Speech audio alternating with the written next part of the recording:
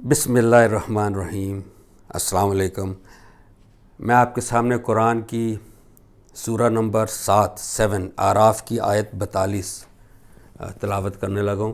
اس کو دیکھتے ہیں اللہ پاک اس میں کیا فرماتے ہیں۔ اعوذ باللہ من الشیطان الرجیم، بسم اللہ الرحمن الرحیم۔ والذین آمنوا وعملوا الصالحات لا نکلف نفسا الا وسعها اولئک اصحاب الجنہ ہم فیہا خالدون۔ اس کا ترجمہ ہے جو لوگ ایمان لائے ہیں اور جنہوں نے اچھے کام کیے ہیں اور ہم اس باب میں کسی جان پر اس کی استطاعت سے زیادہ بوجھ نہیں ڈالتے۔ یہ بڑا کی جملہ ہے۔ ہم کسی جان پر اس کی استطاعت سے زیادہ بوجھ نہیں ڈالتے، وہی جنت کے لوگ ہیں، وہ اس میں ہمیشہ رہیں گے۔ یہ ترجمہ ہے۔ اب آپ دیکھیے اللہ اس میں کیا فرما رہے ہیں کہ ہم کسی جان پر اس کی استطاعت سے زیادہ بوجھ نہیں ڈالتے۔ یہاں پر جو بوجھ ہے وہ دینی بوجھ ہے، دین کے معاملات میں، دنیا کے معاملات میں نہیں۔ اس کی وجہ یہ ہے کہ دنیا تو بنی آزمائش کے اصول پر ہے۔ یہاں ضروری نہیں کہ جس طرح لوگ اکثر خیال کرتے ہیں کہ ہر مشکل کے بعد آسانی ہے، ضروری نہیں ہے۔ شاید آسانی کے ساتھ پھر آسانی ہے، پھر آسانی ہے۔ ایک انسان جو جس کو کوئی مشکلات پیش نہیں آتی، وہ ایک شکر کے مقام پہ کھڑا ہوا، اس کی شکر کی آزمائش ہے۔ کوئی دوسرے ہیں جو صبر کی آزمائش میں ہیں کہ ایک مصیبت کے بعد دوسری مصیبت میں دنیا کے لحاظ سے وہ مبتلا ہو رہے ہیں۔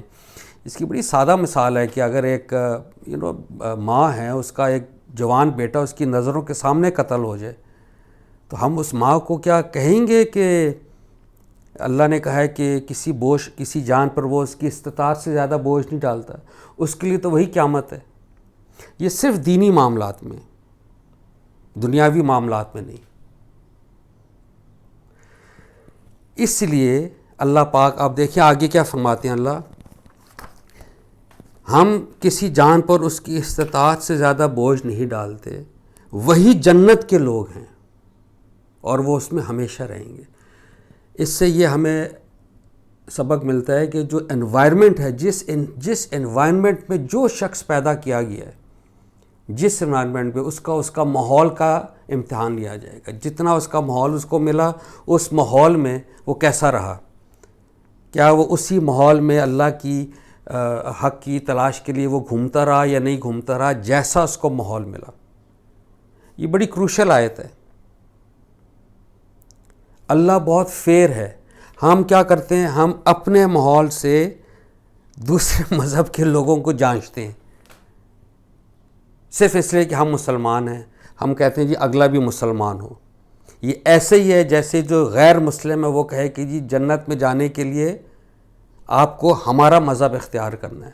اللہ یہ نہیں کہہ رہے اس آیت میں۔ اللہ کہہ رہے ہیں میں دینی معاملات میں کسی پر اس کی استطاعت سے زیادہ بوجھ نہیں ڈالتا، میں اس کا انوائرمنٹ کا حساب لوں گا، جس انوائرمنٹ میں وہ رہا۔ آپ کو جیسا بھی انوائرمنٹ ملا، جس ماحول میں پیدا ہوئے، اس میں آپ کس طرح اللہ تک پہنچنے کی آپ نے جستجو کی۔